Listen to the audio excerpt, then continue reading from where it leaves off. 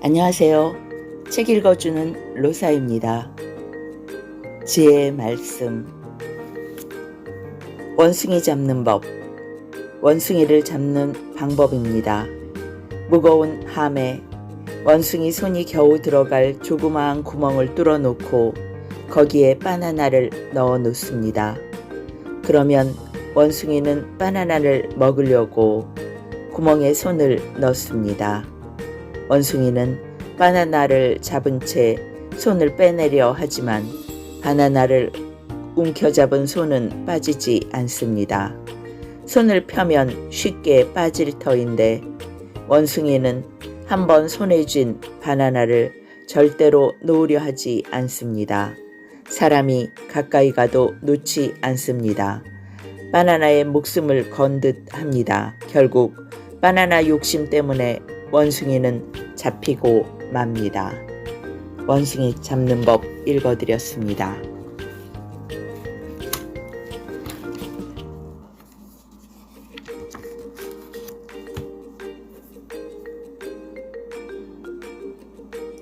프란시스의 실수.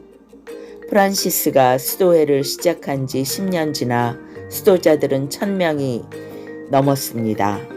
프란시스는 청빈한 수도회를 계속 유지하려 애썼지만 역부족이었지요. 프란시스는 어느 날 묵상하다가 하나님 음성을 들었습니다. 프란시스야, 내가 목자의 으뜸이라는 것을 잊어버리지 말아라.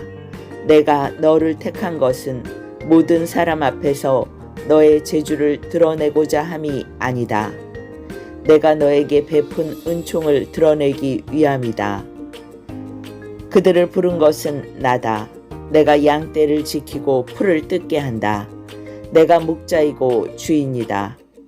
프란시스는 어느새 세력이 커진 수도회를 은연중에 소유하려는 실수를 하였고 그것 때문에 근심에 빠졌던 자신을 발견한 것입니다. 그리고 회개하고 모든 것을 하나님께 맡기며 다시 평화를 찾게 되었습니다. 오늘은 프란시스의 실수 읽어드렸습니다. 사랑으로 스승이 된 여인. 지하병동에 한 소녀가 격리 수용돼 있었습니다. 이 소녀는 정신질환이 너무 심해서 사람들이 다가오면 고함을 지르며 사납게 공격을 퍼부었습니다. 의사들은 소녀의 회복이 불가능하다고 판단하고 독방 수용했습니다. 소녀의 부모도 더 이상 딸의 회복을 기대하지 않았지요. 소녀는 온종일 독방에 지냈습니다. 그런데 은퇴한 늙은 간호사가 이 소녀에게 사랑을 쏟기 시작했습니다. 소녀는 먹을 것을 주면 집어던졌고 말을 건네면 침묵했습니다. 그러나 늙은 간호사는 6개월 동안 끊임없이 사랑과 관심을 보였습니다. 결국 간호사의 지극한 사랑은 소녀의 마음을 열었습니다. 소녀는 간호사의 사랑을 받아들였습니다. 소녀는 정신질환에서 완전 해방되었지요. 이 소녀가 바로 앤 설리번입니다. 삼중고로 고생했던 헬렌 켈러를 세계적인 인물로 교육시킨 훌륭한 스승 앤 설리번. 오늘은 사랑으로 스승이 된 여인 읽어드렸습니다. 연습하는 이유. 어떤 사람이 파블로 카잘스에게 이런 찬사를 보냈습니다. 카잘스의 연주를 들어보지 못한 사람은 첼로가 어떤 소리를 낼 수 있는지 상상도 못할 것입니다. 카잘스는 96세까지 평생을 첼로만을 연구하고 사랑했던 사람입니다. 어느 날 한 기자가 연주 연습을 하는 카잘스를 2시간을 기다린 후 만나 인터뷰하면서 물었습니다. 세계적인 첼리스트인 선생님께서 아직도 하루 6시간씩 연습하시는 이유가 무엇입니까? 그러자 파블로 카잘스가 대답했지요. 왜냐하면 지금도 제가 조금씩 발전하고 있다고 생각하기 때문입니다. 오늘은 연습하는 이유 읽어드렸습니다.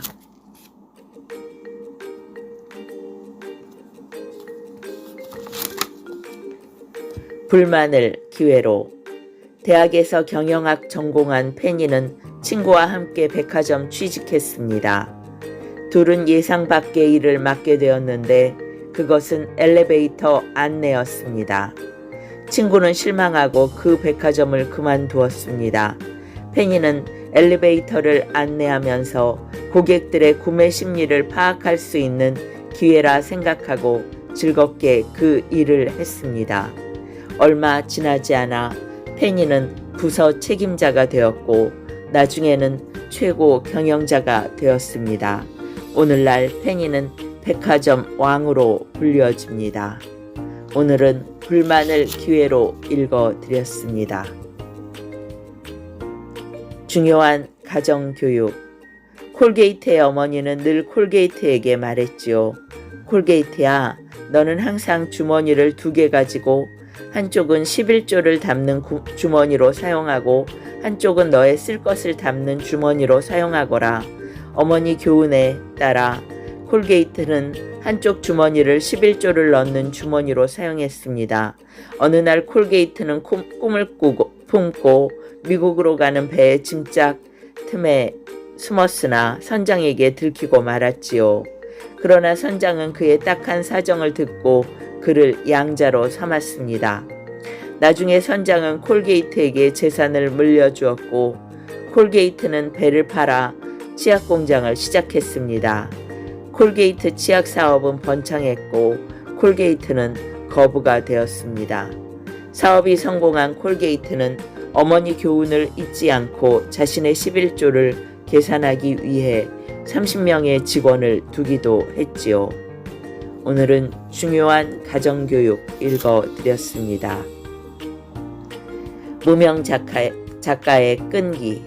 미첼은 다리를 다친 후부터 소설을 쓰기 시작해 7년 만에 바람과 함께 사라지다를 완성했습니다.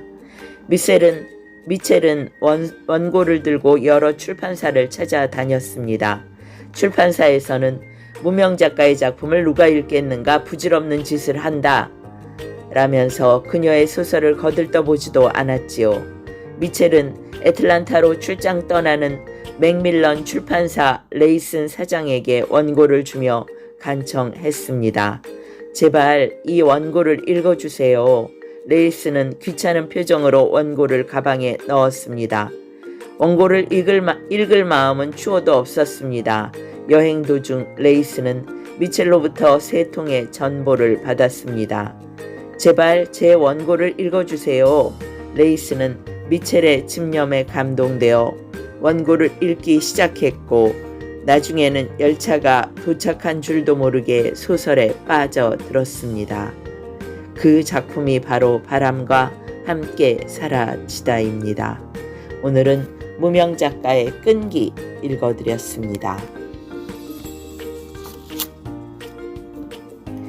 운명을 이기는 사람들. 세네카가 이렇게 말했습니다. 운명은 용기 없는 자 앞에서는 한없이 약하고 비겁한 자 앞에서는 무자비할 정도로 강하다. 기독교인에게는 운명이 없습니다. 운명을 늘 이기기 때문이지요. 기독교인은 하나님의 도우심으로 운명 앞에서 강한 힘을 발휘합니다. 골리앗 같은 운명이 덤빌지라도 다윗처럼 물맷돌 하나로 승리할 수 있습니다. 골리앗 같은 운명이 덤빌지라도 다윗처럼 물맷돌 하나로 승리할 수 있습니다. 오늘은 운명을 이기는 사람들 읽어드렸습니다. 책 읽는 로사였습니다.